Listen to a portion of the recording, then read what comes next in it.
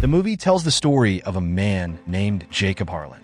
He was a successful stockbroker living happily in California with his wife, Catherine, and their son, Joshua. One night, Jacob and his wife were driving home from a party with their friends when they had a serious accident, which caused one of Jacob's friends to die. Even though it was an accident, Jacob was still held responsible because he was driving under the influence of alcohol. As a result, he was sentenced to 7 years in the California Institution for Men in Chino. Catherine found it very hard to accept that her husband would go to prison and leave the family. Since Jacob had never been to prison before, he felt scared, especially because of the violence from other inmates and prison guards. Jacob started thinking about how he could survive until his sentence was over. On his first day, he met a fellow inmate who seemed weak. That night, Jacob overheard that inmate being attacked by others. Jacob quickly understood that to survive, he needed to act strong and confident, or he would end up like his fellow inmate, who was targeted by others. The next day, Jacob accidentally got into a fight with a strong prisoner. Because of this, he was put in solitary confinement for 30 days. However, this reckless act caught the attention of a man called Bottles, who was the leader of a white supremacist gang. After Jacob was released from solitary, Bottles recruited him into his group. In exchange for protection in prison, Bottles demanded that Jacob work for him. Without much thought, Jacob agreed. One day, Catherine visits Jacob in prison and tells him that their savings are running out. She worries that soon she will need to find other ways to make money to support herself and their son, Joshua. Catherine decides she will start looking for a job to earn enough money for Joshua's education. Meanwhile, in prison, Jacob starts doing different jobs for Bottles, one of which is smuggling heroin without getting caught by the guards. As Jacob becomes skilled at smuggling, Bottles gives him a more dangerous task: to kill a prisoner who is suspected of being a snitch. Jacob has never killed anyone before, so he hesitates. He isn't sure if he should follow Bottles' orders or refuse. But Jacob knows that if he doesn't do it, all his efforts to survive in prison might be for nothing, and he could lose the protection he needs and become a target for other groups. So he gathers all his courage and kills the prisoner. After committing his first murder, Jacob feels frustrated, but he realizes that he has no other choice and will do whatever it takes to survive in prison. As time passes, Jacob rises in rank, earning the nickname Money, and becomes tougher because of prison life. His appearance changes too. He grows a mustache and beard, and his arms are covered with tattoos, making him look like a real gangster. One day, Shotgun, a prisoner who is also in Jacob's gang, tells him about Herman Gomez, a prisoner who is actually a mafia boss and the leader of the Serenos gang.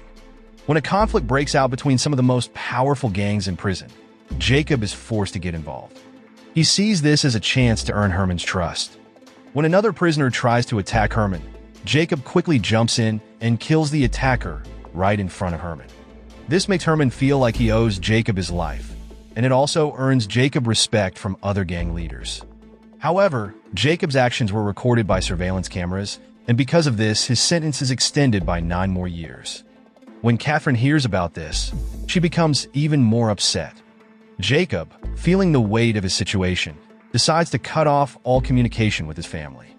He tells Catherine and his son to forget about him and move on with their lives, without expecting him to ever be part of their lives again. After this violent incident, Jacob is transferred to Corcoran State Prison, a maximum security facility for the most dangerous criminals. Jacob learns from another inmate that Redwood is the most powerful prisoner in this new prison. The next day, Jacob finally meets Redwood, who tells him that he is only a high-ranking member. Redwood explains that the most respected person in this prison, and even outside of it, is the Beast, the leader of one of the most powerful gangs in the world. The Beast is kept in a separate cell from other inmates because he is considered extremely dangerous. To meet the Beast, Jacob deliberately starts a fight with one of the most dangerous prisoners. Jacob's effort to get the Beast's attention pays off. When the Beast hears that Jacob fought just to meet him, he is somewhat impressed and orders a guard named Robert to bring Jacob to him.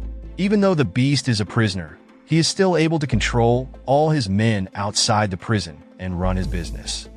The Beast also has a lot of influence inside the prison by bribing Robert and other guards, so no one dares to challenge him. Impressed by Jacob's dedication, The beast promotes him to be his second-in-command. Jacob, who gets a reduced sentence, is released a few years later. Knowing that Jacob will be released soon, the beast orders him to arrange a weapons deal with the Serenos. Though Jacob is hesitant to be on parole, he eventually agrees after the beast threatens his family. When Jacob is released, he is greeted by Shotgun and several gang members who were released from prison earlier. He feels relieved to finally be out, and even though he had cut off contact with his family, deep down, he still cares about them and wishes he could be with them again. Shotgun then invites Jacob to a party, but suddenly, there is an attack aimed at Jacob. It's unclear who is behind the attack, but it makes Jacob more cautious of those around him. The next day, Jacob meets Herman Gonzalez, who has also been released from prison, and they discuss the deal between the beast and the Serenos. Afterward, Jacob secretly visits his wife and gives her some money. Even though Catherine tries to refuse, Jacob insists she take it and then walks away. Even though Jacob loved his wife and son, he knew he couldn't return to his family. When Catherine and Joshua visit him, Jacob sends them away before the rest of the gang sees them. Joshua tells his father that he doesn't understand why his dad is leaving them, as he only wants to protect them from the gangsters. Joshua even tries to convince his father to come back and face the danger together. Although Jacob wants to follow his son's wishes, he knows he has to leave them to keep them safe because the gangsters won't let him go. After a heartfelt meeting with his family and feeling emotional about how much his son has grown without him, Jacob starts planning a way to end everything so that his family will no longer be in danger. Meanwhile, Jacob's parole officer, Ed Kutcher, finds out about the weapons deal Jacob made with the Serenos. It turns out that Shotgun, who was jealous of Jacob's success in becoming the beast's second-in-command, leaked the information to Kutcher. However, Jacob already knew that Shotgun was behind the earlier attack on him, so he kills Shotgun and takes his phone. Jacob discovers that Shotgun was hiding some weapons to sell them later for more profit. On the day of the deal with Herman and the Serenos, Jacob uses Shotgun's phone to send the coordinates of the meeting. After receiving the message, the police and SWAT team rush in, leading to a shootout. Jacob is then captured by the police and sent back to prison. After everything is reviewed, Jacob is sentenced to life in prison without parole. He also refuses Kutcher's offer to testify against the beast in exchange for a full pardon because it would put his family in danger. Jacob is sent back to Corcoran State Prison. The beast, realizing that Jacob was behind the attack and the failed deal, threatens to kill Jacob's family for disobeying orders. But Jacob had planned ahead before returning to prison. He had hidden a razor blade and stolen the keys to his handcuffs from the guards. The next day, the beast threatens to kill Jacob's wife and son in a very cruel way as revenge for Jacob's betrayal. When Robert, the guard, comes to release Jacob from his cell, Jacob attacks him and forces him to hand over the key to the beast's cell. After getting the key, Jacob locks Robert in his own cell and opens the beast's cell. Jacob and the beast fight, and Jacob finally wins by killing the beast with a razor he had prepared earlier. Jacob then tells Robert to testify that he acted in self-defense and offers him a bigger reward, which Robert agrees to. With the beast dead, Jacob becomes the most dangerous and respected inmate in the prison. He also takes the beast's place as one of the most powerful gang leaders in the world. Now that his family's safety is assured, Jacob receives a life sentence and tells Kutcher where to find the remaining weapons. Later, Jacob receives a letter from Joshua saying that he and his mother are living a happy and successful life and that they have forgiven him. Jacob is deeply moved when he sees pictures of his old life with his family. He realizes that sacrificing his own freedom to kill the beast was the only way to keep his family safe from his enemies.